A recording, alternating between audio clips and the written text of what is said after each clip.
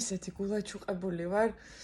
ეხლა ვიყურებ ვიდეოს, სადაც აი ამ პატარა ბიჭმა რომელიც ასრულებს თავარ როლს სერიალში მოზარდობა მიიღო ემის ჯილდო. თან ჩემი შვილის ხელაა და ძალიან რაღაცაერთ იმოქმედა ჩემზე მოკლედ, გამეხარდა, იმიტომ რომ ეს არის სერიალი, რომელმაც ბოლო პერიოდში ყველაზე დიდი შთაბეჭდილება მოახდინა ჩემზე.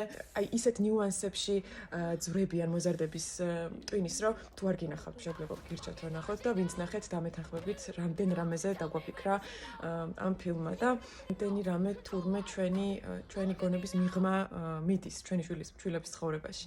მოზარდების ჩაკეტილობა, მოზარდების დამოკიდებულება საპირისპირო სქესთან, სქესობრივი განათლება, რომელიც ძალიან ბევრ რამეს მოიცავს და რომელიც არ იწყება რაღაც მარტო მოზარდობის ასაკში და რა ვიცი, თქვენც თუ დაგაინტერესებთ და თქვენც თუ დამეთანხმებით, გავაკეთოთ ერთი გადაცემა, პოდკასტი, თუნდაც იმაზე, რას ნიშნავს სქესობრივი განათლება, რატო არის ასეთი მნიშვნელოვანი, როგორ ველაპარაკებით, რას ვესაუბრებით, რა ინფორმაციას ვაწვით ჩვენ მშობლები.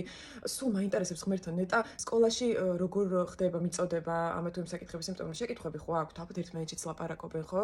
რაღაცებზე რაც ძალიან უხერხული გონიათ და რაც ამ დროს ძალიან ნორმალური და ძალიან ჩვეულებრივი საკითხია. მოკლედ, იმდენი ფიქრი მაწუხებს.